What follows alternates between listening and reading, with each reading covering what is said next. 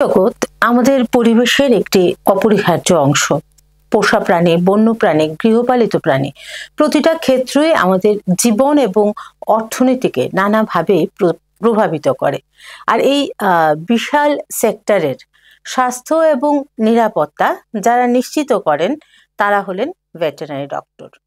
নমস্কার, ডাক্তারের সাথে সরাসরি অনুষ্ঠানে আপনাদের স্বাগত। সঙ্গে রয়েছে আমি শুভ্রস্মিতা। আর আজ আমরা আমাদের স্টুডিওতে আমন্ত্রিত অতিথি হিসেবে যাকে পেয়েছি, doctor Hamari Debbarma, veterinary specialist, Sipahijala district. ওনার সাথে আমরা আজ কথা বলবো প্রাণী স্বাস্থ্য, তাদের রোগ প্রতিরোধ, মানব এবং বন্যপ্রাণী সংঘাত, জলবায়ু পরিবর্তনের প্রভাব ইত্যাদি বিভিন্ন গুরুত্বপূর্ণ বিষয়ে আমরা আজ আলোচনা করছি। তো ম্যাডাম, বিটিভি ত্রিপুরার পর্দায় আপনাকে স্বাগত জানাই। নমস্কার। তাহলে আমরা দেরি না করে শুরু করছি আমাদের আজকের তথ্য সমৃদ্ধ আলোচনা। ম্যাম, প্রথমেই আপনার কাছে জানবো যে একজন ভেটেরিনারি বিগিনার মানে কিভাবে তার কাজ শুরু করেন এবং এই পেশার ক্ষেত্রে মানে কি ধরনের চ্যালেঞ্জ ফেস করতে হয়। ওকে, থ্যাংক ইউ এই প্রশ্নের জন্য। প্রথমে আমি বলবো স্টার্ট মানে শুরু, বিগিনার বলতে আমি এখানে এটাই বোঝাতে চাই যে শুরু তখনই হবে যে সময় আপনি পশু পাখিদের ভালোবাসা দেবে বা ভালোবাসা শুরু হবে। আপনি যে সময় থেকে শুরু করবেন ভালোবাসা, তখন থেকে আপনি বুঝতে পারবেন তাদের না বলা কথাগুলো। যেহেতু পশু পাখিদের কোনো ভাষা নেই, কিন্তু আমরা তাদের এই ভাষাগুলি অনুভব করতে পারি আমাদের ভালোবাসা দিয়ে। তো চ্যালেঞ্জিং বলতে আমি বোঝাবো এখানে এটাই যে অন্য এমবিবিএস ডক্টর থেকে আমাদের এখানেই তফাৎ আছে যে আমরা আমাদের পেশেন্টদেরকে আমরা চিকিৎসা করি তাদের আচার আচরণ দেখে বা তাদের সিমটমস দেখে, যেটা সিমটমস বলতে বোঝা যায় এখানে কিভাবে সাইন সিমটমস, বা অনেক সময় দেখবেন আপনি তারা ভাত খাওয়ান খাচ্ছে না, এসব দেখে আমাদের চিকিৎসা করতে হয়। তো এখানে চ্যালেঞ্জিং বলতে আমি এটাকেই বোঝাবো। একদম, মানে তারা তো নিজের কষ্টটার কথা বা দুঃখের কথা আমরা যেমন মানুষ ডাক্তারের কাছে গিয়ে বলতে পারি, ওরা সেটা ব্যক্ত করতে পারে না, ওদের যন্ত্রণাটা আপনাদেরকে ফিল করতে হয়। ঠিক। আচ্ছা, এই যে গৃহপালিত পশুর চিকিৎসা, প্রাণীর চিকিৎসা আর বন্য প্রাণীর চিকিৎসা তফাৎটা কি রয়েছে? এখানে তফাৎটা আমি বলবো গৃহপালিত পশু পাখিদের অনেকটা তারা আমাদের সঙ্গে থেকে একটু আমাদের সাথে মেলামেশা করে আমরা হ্যান্ডেল করতে একটু সুবিধা থাকে, যেখানে আমরা সহজে তাদের হ্যান্ডেল করতে পারি। কিন্তু বন্য প্রাণীদের ক্ষেত্রে এসব তারা অভ্যাস নেই, যার ফলে আমরা একটু হ্যান্ডেল করতে অসুবিধা হয়। বাট তবু এটা আমাদের প্র্যাকটিসের উপরে নির্ভর করে। যদি আমরা ভালো করে প্র্যাকটিস করি এটা তেমন কঠিন হয় না। এই যে প্রাণী সম্পদ বিকাশ দপ্তর রয়েছে আমাদের, তো এই প্রাণী সম্পদ বিকাশ দপ্তর কি মানে কোনো প্রকার সহায়তা প্রদান করে থাকে কৃষকদেরকে? অবশ্যই। আমি যেহেতু ফিল্ডে কাজ করি অ্যাজ এ ভেটেরিনারি অফিসার, তো আমাদের প্রাণী সম্পদ বিকাশ দপ্তর থেকে অনেকগুলি সুবিধা দেওয়া হয়ে থাকে কৃষকদেরকে। অনেকটা আমাদের সরকার থেকে স্কিম দেওয়া হচ্ছে, যেটা বলে আমাদের কৃষকদের যাদের বাড়িতে পশু পাখিরা রয়েছে তাদেরকে আমরা অনেকগুলো স্কিম দেই। লাইক এক্সাম্পল, উদাহরণ আমি বলতে পারবো, লাইক মুরগি বিতরণ, এরপরে আছে শূকর বিতরণ কৃষকদেরকে দেওয়া হয়, যেটা তাদের ইনকামের জন্য তারা ব্যবহার করতে পারে। তো অনেকগুলি আরো আছে স্কিম, আমি তো সবকিছু আর বলতে পারবো না, তবে ইম্পর্টেন্টটা বলছি। আমরা এখন ত্রিপুরাতে প্র্যাকটিস চলে যে আমাদের একটা কৃত্রিম প্রজনন, যেটা পুরুষ বা মেল পশুদের দরকার হয় না, আমরা মেশিনের মাধ্যমে কৃত্রিম প্রজননটা করি। এরপরে কৃত্রিম প্রজননের ফলে যে বাচ্চাগুলি হয়, মেয়ে বাচ্চা বা ফিমেল বেটি যাকে আমরা বলি, তো বাচ্চা হওয়ার ফলে আমরা ওদেরকে রেশন তাদের ফিডের জন্য আমরা গভর্নমেন্ট সাবসিডি দিয়ে থাকে, আই মিন 50% রেশনের টাকা দিয়ে থাকে। আচ্ছা আচ্ছা, তাহলে সরকারের পক্ষ থেকে কৃষকরা অনেকটাই সাহায্য সহযোগিতা পাচ্ছেন এবং সেটা তাদের রোজগারের একটা মাধ্যম, জীবনধারার একটা মাধ্যমও হচ্ছে। এই যে কৃষকরা যে এই যে প্রাণীদেরকে যে বিভিন্ন ধরনের পুষ্টিকর খাবার প্রদান করে থাকেন, তো সেই ক্ষেত্রে তারা কি কোনো ভুল করেন, বা ভুল করলেও কি ধরনের ভুল করে থাকেন? অনেক সময় দেখা যায় কৃষকরা যেহেতু তাদের এই ট্রেনিং বা তাদের এই বোঝা নেই, যে এটার সম্বন্ধে বোঝা নাই, বা বলতে পারি যে তাদের এটা জানা নেই। অনেক সময় তারা বুঝতে পারে না যে অ্যানিমেলের কি কি অভাব রয়েছে, যার ফলে তাদের অনেক কিছুতে ভুল হয়ে থাকে। তো এই জন্য আমি কৃষকদেরকেও অনুরোধ করি যাতে কোনো কিছু অসুবিধা বা প্রবলেম হয় তাদের পশু পাখিদের, তো অবশ্যই আমাদের প্রাণী সম্পদ বিকাশ দপ্তর অফিসে এসে আমাদের সাথে যোগাযোগ করেন, তাহলে আমরা বলে দিতে পারবো কি রকমের সুবিধা, সুষম খাদ্য প্রয়োজন। আমরা মানে অনেক সময় দেখি যে আমাদের সবুজ ঘাসের অভাব দেখা দেয়, হ্যাঁ, তো সেই ক্ষেত্রে কৃষকরা তখন মানে কি ধরনের খাবার প্রদান করবে প্রাণীদেরকে? ওকে, এটা তো অনেক ভালো প্রশ্ন বা কোয়েশ্চেন, আমি বলতে পারবো। এখানে আমি বলবো যে যে সময় গ্রিন গ্রাস, যেটা আমরা সবুজ পাতা বলে থাকি, এটা আমাদের উইন্টার সিজনে অনেক সময় অভাব হয়ে থাকে, যার ফলে আমরা উপদেশ দিই বা কৃষকরা বলে থাকি যে প্রথমে যে সবুজ পাতাগুলি রয়েছে, আমরা যে সময় অভাব থাকবে এই সময়ের জন্য প্রথমেই আমরা এটাকে রৌদ্রের মধ্যে শুকনো করে রেখে দেওয়া হয়, যার ফলে আমরা এটা যে সময় অভাব হবে ওই সময় তাদেরকে খাওয়ার হিসাবে দিতে থাকি। এন্ড আরো আছে যেটা আমাদের বাজারে কিনতে পাওয়া যায়, ফিড রেশন বলে এটাকে, যেখানে সবকিছু ব্যালেন্স করে বানানো হয়ে থাকে। যারা পশুপালন করছেন তাদেরও তো নিজস্ব সুরক্ষার প্রয়োজন আছে, হ্যাঁ, তো সেই সম্পর্কে, তাদের সুরক্ষা সম্পর্কে যদি একটু বলেন।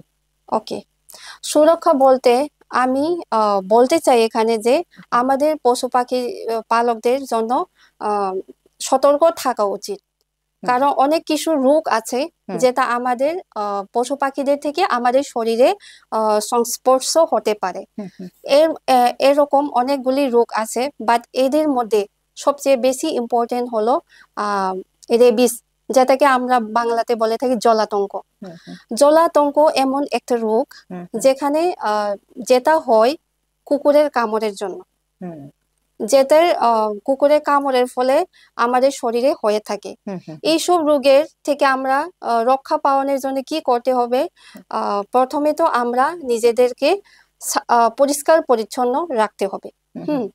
পরিষ্কার পরিচ্ছন্ন প্লাস যে সময় আপনাকে কুকুর বা বিড়াল যে কোনো বন্যপ্রাণী স্ক্র্যাচ করবে বা একটু নখ লেগেছে আপনার শরীরে, আপনি দেরি না করে আপনি ডক্টরের কাছে যাবেন, এমবিবিএস ডক্টর।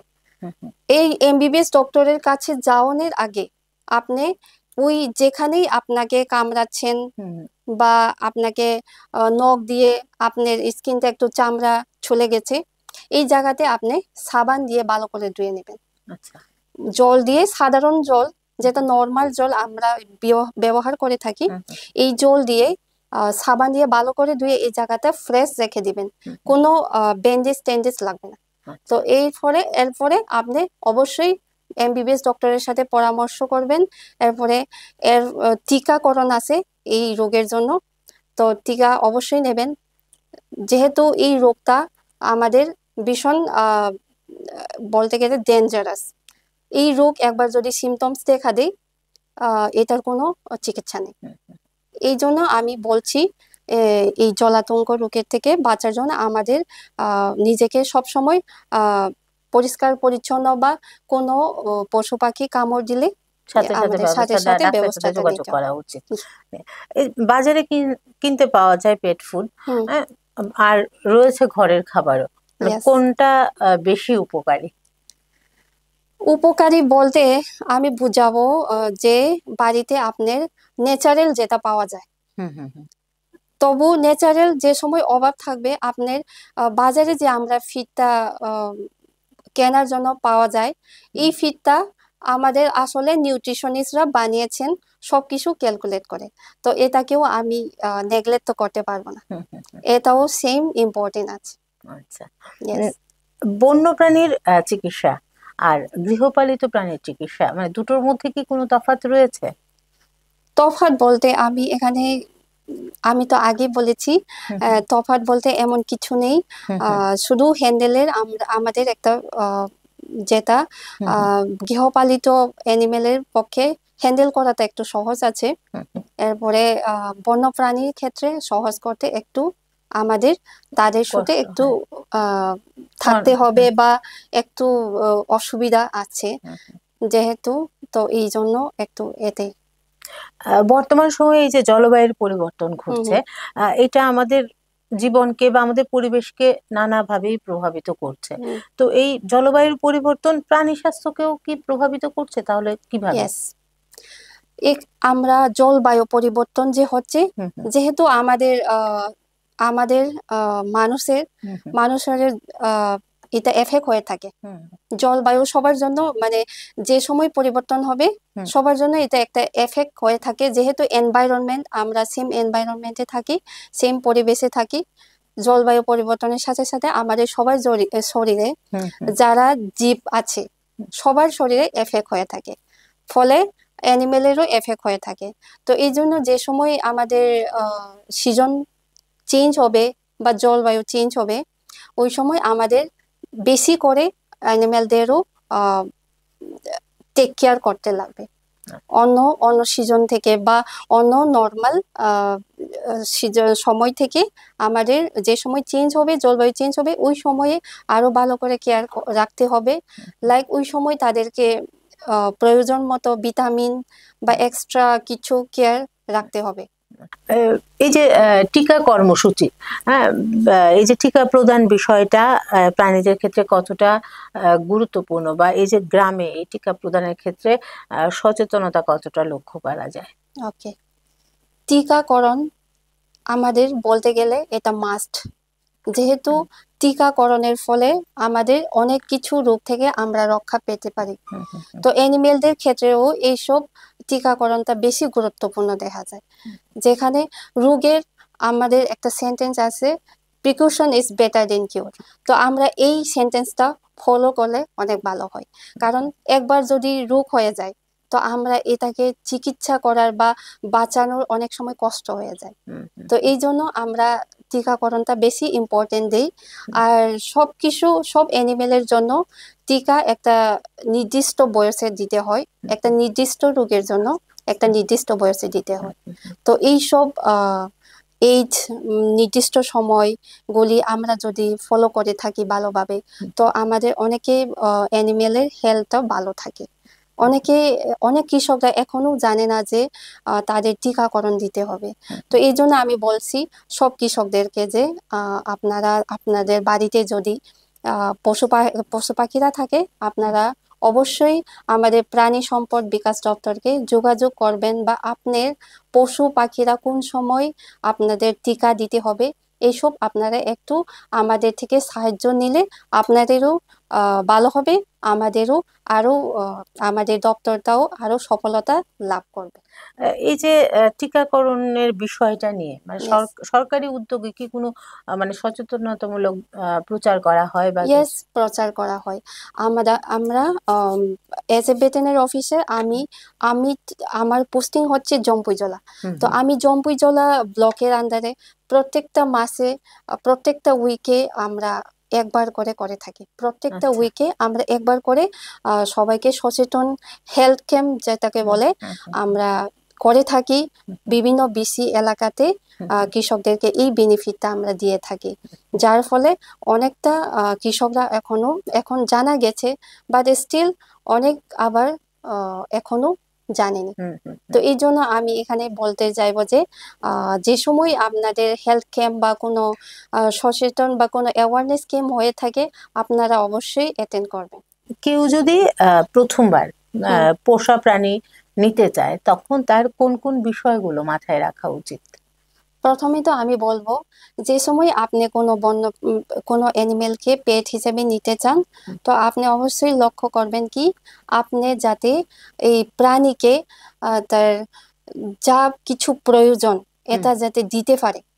যদি দিতে না পারেন তাহলে আমাদের নিয়েও কোনো কিছু লাভ হবে না। এটা মানে একটা পশুকে আমি ঘরে আনবো মানে মনে করতে হবে যে আমি আমার একটা সন্তানকে, আমরা একটা সন্তানের যেভাবে লালন পালন করি একটা পশুকেও আমাদের ঠিক সেভাবেই লালন পালন করতে হবে। পশুপালনের ক্ষেত্রে বায়োসিকিউরিটি কতটা গুরুত্বপূর্ণ? বায়োসিকিউরিটি বলতে গেলে এটা মাস্ট। বায়োসিকিউরিটি বলতে আমরা এখানে বোঝাই যে আমরা কিভাবে পশুদেরকে পরিষ্কার পরিচ্ছন্নভাবে রাখতে হয়। প্রথমে আমি একটা উদাহরণ দেব। আপনি ধরেন একটা আপনার ফার্ম আছে, শুকরের ফার্ম বা পোল্ট্রি ফার্ম, যে কোনো একটা ফার্ম।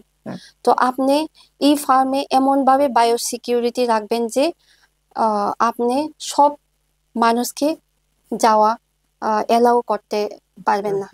কারণ আমরা যদি সবাইকে যদি এলাও করি, কেউ না কেউ একজন বাজার থেকে বা কোনো কিছু থেকে এসেছেন, তাদের জামা কাপড় বা তাদের শো বা যে কোনো জায়গাতে ভাইরাস আসতে পারে।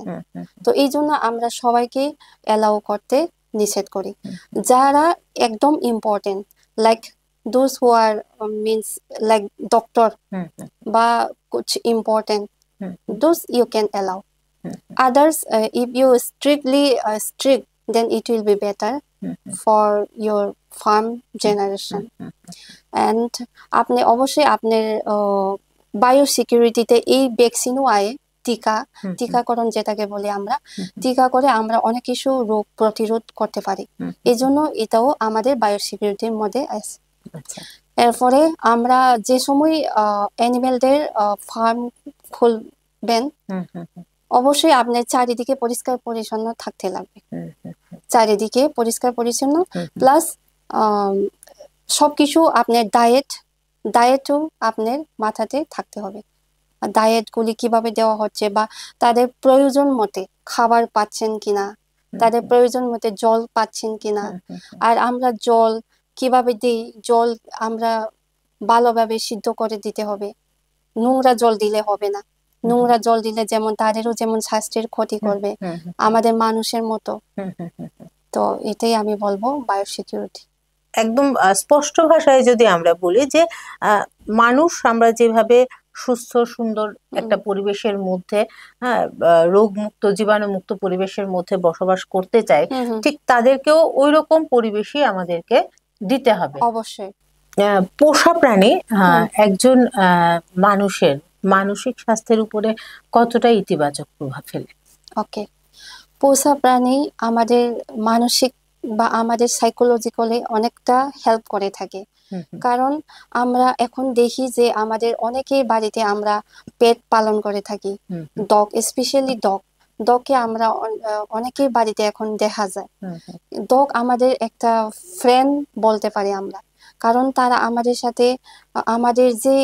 আমাদের সাথে যে মেলামেশা করে বা আমাদের প্রতি তার যে একটা ফিলিং আছে, এগুলি আমাদের অটোমেটিক্যালি আমাদের শরীরের চিন্তা বা আমাদের সাইকোলজি অনেকটা তারা এভাবেই হেল্প করে থাকে। যে সময় আমরা ডগের সাথে খেলাধুলা করি, তারা কিন্তু আমাদের মানুষের মতো। তো আমরা অনেকে এলুন থাকে, কিন্তু ওই এলুনের সময় যদি আপনারা যদি কোনো অ্যানিমেলের সাথে খেলাধুলা করে বা থাকে, তারা অনেক সময় আমাদের ফ্রেন্ডের মতো কাজ করে। তো এইগুলি আমাদের অনেক কিছু স্ট্রেসটা কমিয়ে দিই। তো এই জন্য আমি কই যে অ্যানিমেল অনেকটা আমাদের সাইকোলজিক্যালি হেল্প করে থাকে। ঠিক। আপনি একজন ভেটেরিনারি ডক্টর, পেশাটা সত্যি একটা মানে অন্যরকম পেশা না? যারা কথা বলতে পারে না, যারা নিজের সুবিধা অসুবিধার কথা ব্যক্ত করতে পারে না, তাদেরকে ফিল করে তাদের ট্রিটমেন্ট করা। হ্যাঁ, তো এই বিষয়টার ক্ষেত্রে মানে আমি বলবো যে এই পেশাটার ক্ষেত্রে মানে কোন বিষয়টা আপনাকে সব থেকে বেশি অনুপ্রেরণা দেয় বা ভবিষ্যতে যারা এই পেশায় আসতে চায় তাদের উদ্দেশ্যে কি বলবেন? আচ্ছা, প্রথমে আমি আমার কথা বলবো। হুম। আমি ছোটবেলা থেকে আমার পশুদের প্রতি একটা ভালোবাসা হুম। আছে। হুম। হুম। তো আমার পশুদের চিকিৎসা এইসব আমার অনেক ভালো লাগে, যার ফলে আমি যে সময় এই কোর্সটা বেছে নিয়েছি, হুম। তো এই সময় আমার অনেক happiest day, my happiest day was when I chose this course. So plus এটা আমার জন্য অনেক চ্যালেঞ্জিং, যেহেতু আমি একজন পেশেন্ট, আমার পেশেন্ট যা কথা বলতে পারে না, বাট আমি ওদের অনুভব করে বা তাদের আহ, যে সাইন সিমটমস দেখে ট্রিটমেন্ট করতে পারি, এটাই আমার জন্য একটা প্রাউড মোমেন্ট। যার ফলে আমি এই আমার এই পেশেন্ট মিন্স আমার এই যে ভেটেরিনারি কোর্সটা আমি অনেক নিজের থেকে ভালো পাই। প্লাস আমি যে এই ডিপার্টমেন্ট থেকে কৃষকদেরকে যা হেল্প করতে পেরেছি, স্কিম থেকে হোক বা কোনো ট্রিটমেন্ট থেকে হোক, আমি যা দিতে পেরেছি, আমি অনেক সন্তুষ্ট।